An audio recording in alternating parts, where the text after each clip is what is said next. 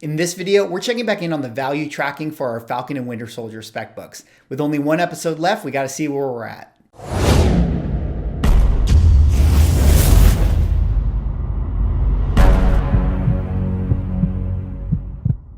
Ladies and gentlemen, welcome back to another video with Swaggle. And in this video, we're going to check back in on the Falcon and Winter Soldier spec books to see where they are in the market. Now, for those who don't know, I've been doing some videos based on WandaVision and Falcon and Winter Soldier spec books, where I basically have done my own sort of napkin math and kind of value tracked, certain books and their prices, where they are from week to week. So, being that there's only one episode left in Falcon and Winter Soldier, I thought it'd be a good time to, check back in and see where the numbers are at. But before I get into the video for today, if you guys could drop me a like or a comment or subscribe if you're enjoying the content, help support the channel, do one of those things, and I would appreciate it. All right, with that said, let's get into the conversation for today. And I have a few books that we're gonna talk about because I always think that these particular books are interesting. I mean, I know that there's a lot of Falcon and Winter Soldier spec books to value track, but what I'm more interested in is the ones that have had impact sort of week to week. So, sorry, Captain America 25 fans out there who are,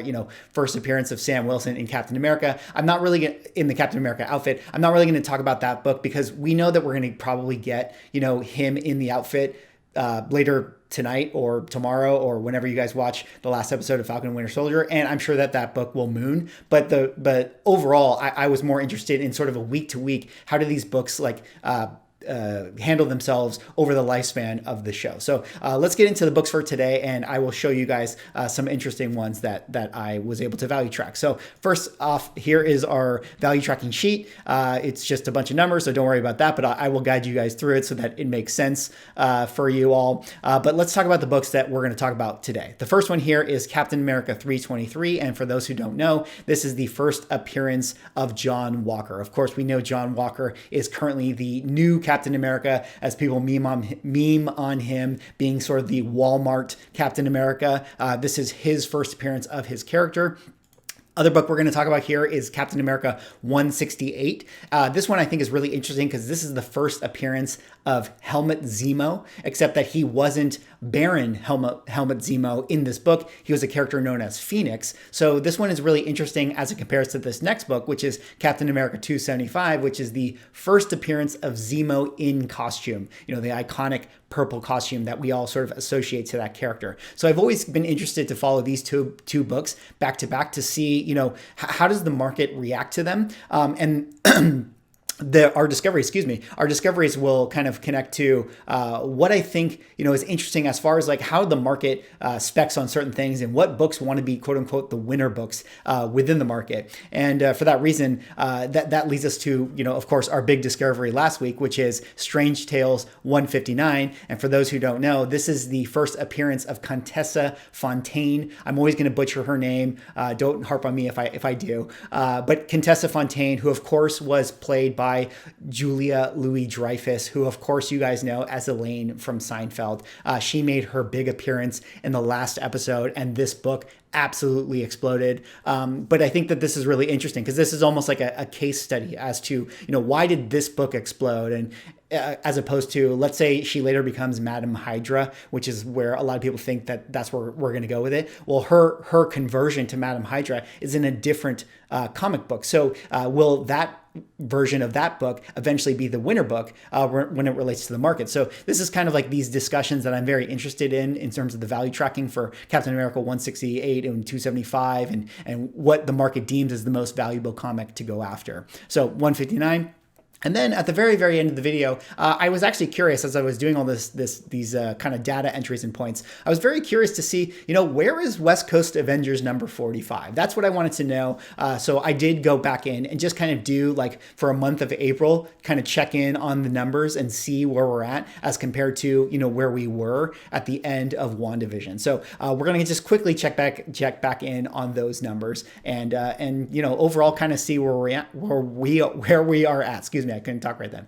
So just to quickly also disclose to you guys, how did I come across these numbers? Of course, I just did the math myself. I went into eBay and just really down and dirty calculated all of the books that have sold. I eliminated books that looked like, weird, like, books that were sold for $1 or like books that were sold for like $1,000 on a raw book, things like that. I eliminated those ones that look like anomalies or market manipulation. So these are just sort of like the down and dirty, like hard numbers of the books that I saw. And then I, of course, just did the calculations myself. So take it with a grain of salt. Of course, there's always room for error. So, and this is just eBay data tracking as opposed to like all the other sales that occur on the internet. So we don't actually know.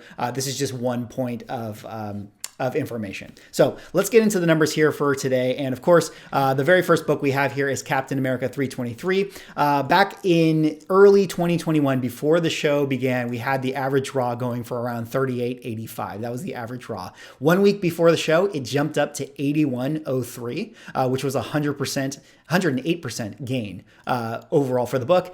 Then 2 weeks after the show premiered, kind of like middle of the show, we had a calculation going around 74.70, so an 8% drop. But based on numbers and margin of error, I think I would say that that's a pretty normal amount, or that's not a big deal. But here we are in the final week of the show. And we just got that massive episode, where John Walker, killed that Flag Smasher character, and he's really become like, kind of that household name within the pop culture space. Everyone's talking about John Walker being the Walmart Captain America. He's the guy that you love to hate, and for that reason, this book has actually still sort of trended up, and where we're seeing average raws like just in this last like couple weeks that are selling for around $105.79. So that is actually a 42% gain from where we were, in the middle and sort of like the beginning of the show. So overall, like this book has definitely had a steady climb up through the course of the show. And I think that that's because, for the most part, people really enjoy this character. I mean, he's been sort of the main kind of plot line as it's been threaded through these shows. I mean, I know it's called Falcon and Winter Soldier, but to me, it feels like the overall story is weaving through John Walker's personal kind of like becoming Captain America and being sort of like this character who does the transition of taking the super soldier serum. So he's kind of been one of the most interesting characters overall in the show. And for that reason, I think people have wanted to jump on this book. Now, there is an interesting thing here, whereas, the CGC 9.8 for this book before the show here, you can see started at $400. And then right before the show, it actually jumped up to $700. And then during the course of the show, it was actually at $900. In fact, one of my viewers had commented to me that there had been sales above the $1,000 range. But now we are here in the final week of the show. And actually, there have been some sales that have really pulled back down to like $675 is one of the sales that I saw. I actually saw another one that was around, $550. So there has been sort of this 25% correction on the CGC 9.8s. And I think that there's different ways we can look at this. Either maybe there's been an influx of graded books that have come back and returned. So there's more supply, which is able to like sort of drop that number down. Perhaps in the middle of the show, when someone was looking for that CGC 9.8, there was only one copy on eBay that they could get their hands on. So someone overspent to be able to get their hands on that book. But here we are now. I think that this is probably the right number, a correction of sorts. And you can see still, this is a lot more expensive than what it was at the start of the show. We're here at $675. And I believe that this 25% correction is going to be something that is probably a regular occurrence for a lot of these books that relate to these shows week to week. I think, when we go and see, Loki shows or we go but look back at the WandaVision stuff, I think overall a 25% correction is usually going to be pretty healthy and pretty common. We're going to continue to talk about Falcon and Winter Soldier spec books in a second. But before we do, let's take a minute to talk about Key Collector app. What is Key Collector app? Well, Key Collector app is an app that allows you to find hot and key comic books just in the palm of your hand. So let's say you're out there thinking, man, what are some of the other Falcon and Winter Soldier spec books I should be getting? Well, you can download Key Collector app and go to their area that identifies key books for Falcon and Winter Soldier. They also have other areas that identify key books for things like Shang-Chi or Loki later on down the line. And the best part about Key Collector app is that it's actually free to use. But there is a premium subscription service that gives you early access and notifications for hot books that pop up in these various shows. So let's say that you wanted to know about Contessa Fontaine. Well, Key Collector app would have notified you right away if you were using this premium service. And if you use my code SWAGGLEHOSS, which you see on the screen there, you will get 2 weeks for free with this service. So highly recommend, go check it out, use my promo code SWAGGLEHOSS, and don't get FOMO next time you're hunting these books. All right, so let's go on now to the next 2 books here. I'm going to talk about them in tandem. This is Captain America 168 and Captain America 275. Of course, this is first Baron Zemo and first Baron Zemo in costume.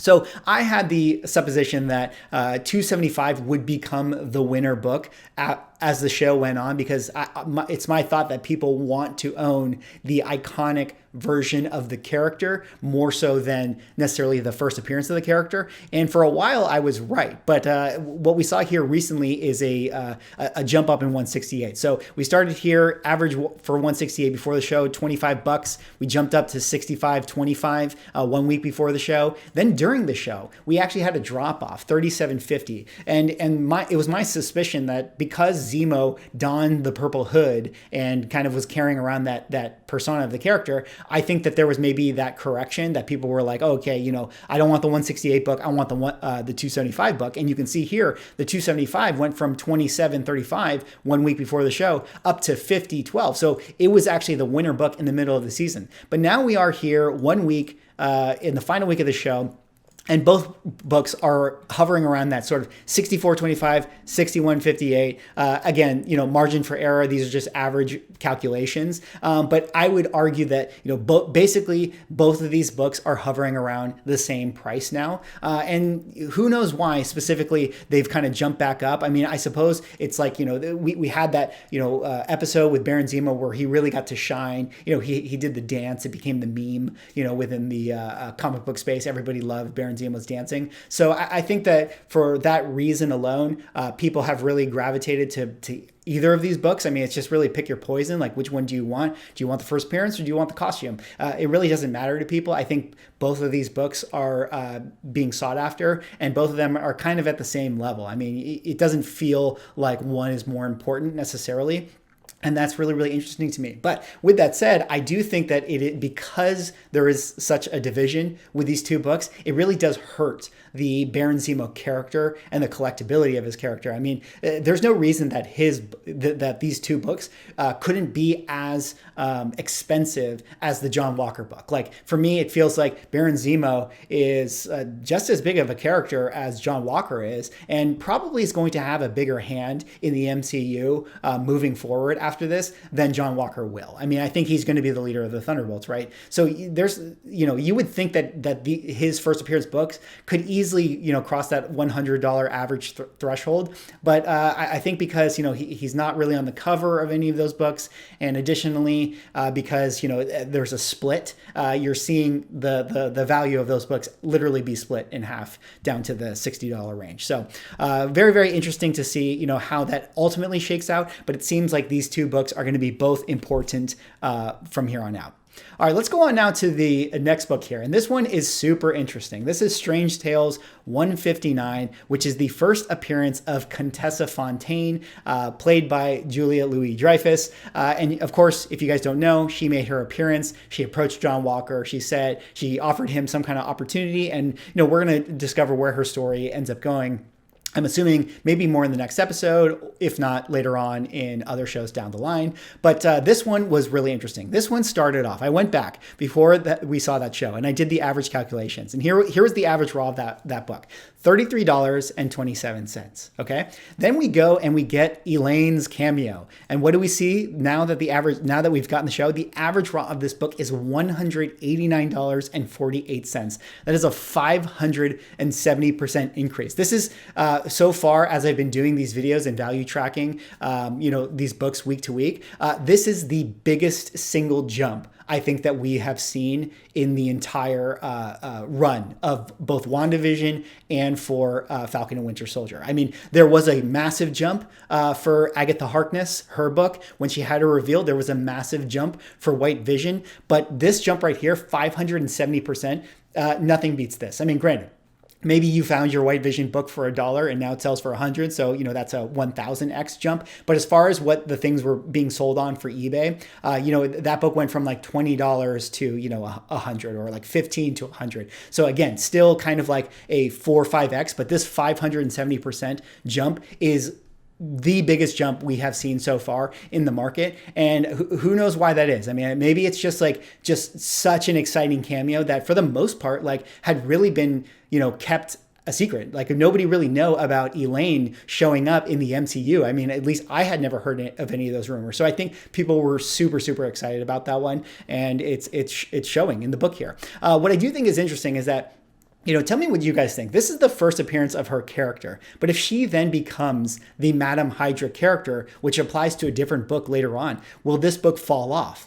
Or will this always be the book that we identify with her character? Let me know what you guys think about that, because this is really interesting. And this kind of even relates back a little bit to the video I did yesterday where I was talking about, the bubble, are we in a bubble and things like that. And ultimately what we're starting to see here is, if the narrative within the comic book space is that this is the important book, it's really hard to ever break that narrative, right? It's really hard to ever tell everybody, oh, hey guys, actually Hulk 180 is the first appearance of Wolverine, not 181. It's really hard to ever get a mental shift. Hey guys, X Factor 23 is the first appearance of Archangel, not X Factor 24. It's like moving the Titanic. You almost can't get people to move away from the book that they identify as the one that is important to that character. So in this particular instance, if the market has determined that 159 is the book for her,